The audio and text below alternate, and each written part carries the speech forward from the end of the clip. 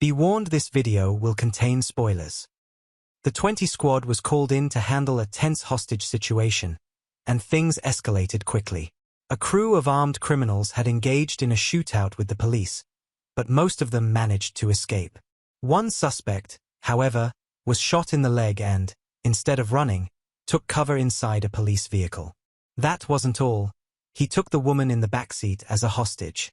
But this hostage wasn't as helpless as he thought. She was a prostitute who happened to have mace on her, and she used it at the perfect moment. SWAT moved in, securing her release and ultimately taking down the suspect. It didn't take long for SWAT to connect the dots. The drugs were being smuggled by a cartel, Los Altos, using an unsuspecting pop star's equipment as a cover. Valentina, a rising star in the music industry, had no idea her gear was being used to move narcotics. When the cartel realized they had lost track of their product, they were willing to kill to get it back. And this wasn't just any shipment. It was $24 million worth of cocaine. Losing that kind of money wasn't an option, and if these cartel members were arrested before recovering the drugs, they knew their bosses would make sure they never made it out of prison alive. As Valentina rehearsed for her upcoming show, chaos erupted. The cartel stormed in, weapons drawn, desperately searching through her equipment trunks. SWAT responded fast, neutralizing one cartel member on the spot, but the others got away. Worse yet, so did the drugs. Reviewing the venue's security footage, the team spotted an unidentified woman moving one of the trunks.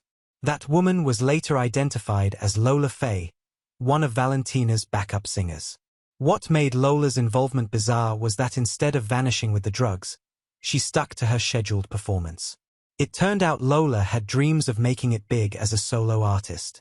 She saw the drugs as an opportunity, a bargaining chip she could use to bribe a producer into giving her studio time.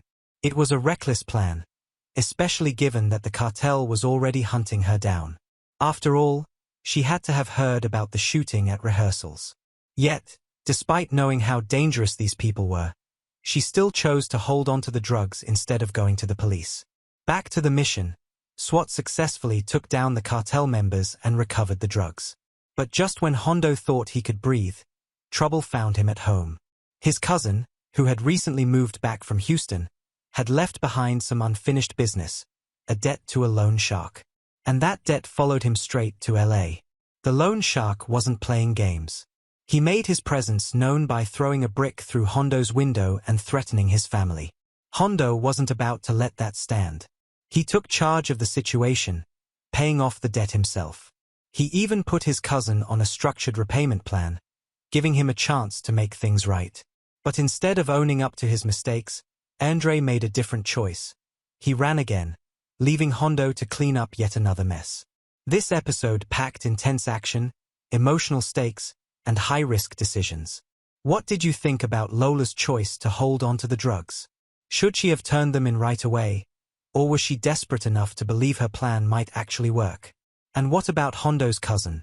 Do you think Hondo was too lenient, or should he have handled things differently? Let's talk about it in the comments.